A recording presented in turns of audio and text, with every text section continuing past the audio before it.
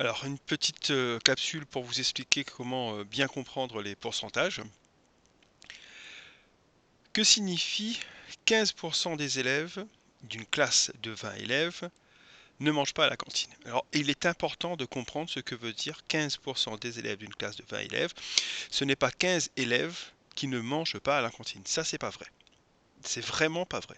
D'accord? Donc là, ce sont des pourcentages et là, ce sont des élèves. Alors, on va partir sur comment un exercice de proportionnalité.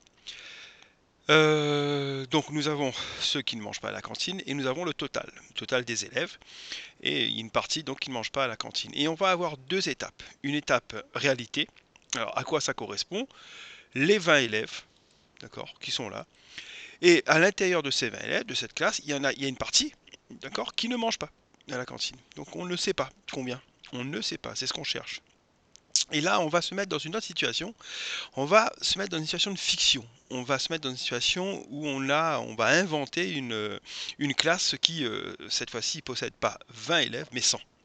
Voilà, la notion de pourcentage, c'est s'il n'y avait pas 20, mais 100. Alors, on sait que s'il y a 100 élèves, il y en a 15 qui ne mangent pas à la cantine. Ça, on le sait. C'est donné, c'est écrit ici. Alors, comment faire? Voilà notre réalité, voilà en vers notre fiction. La réalité, c'est 20 élèves. La fiction, c'est 100.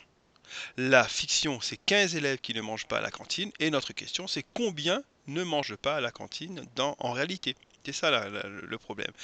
Donc notre tableau de proportionnalité est rempli et nous cherchons une quatrième proportionnelle. Vous savez que dans un tableau, les produits en croix sont égaux. Alors commençons par le premier produit en croix. Donc le point d'interrogation, le nombre que l'on cherche, qu'on appelle x en cinquième, multiplié par 100, est égal le deuxième produit en croix, 15 fois 20. Alors ça, c'est l'usage du tableau de proportionnalité. Nous passerons bien sûr du tableau de proportionnalité quand nous ferons des pourcentages. Pourquoi? Parce qu'on s'aperçoit que dans ce calcul-là, finalement, sans passer par le tableau, 15% de 20, ça veut dire 15 centièmes, une notation, un nombre. Le 2 devient le multiplié et le 20. Pour calculer ça, il y a trois façons de le faire. J'utilise la deuxième façon, vous savez que c'est la plus précise.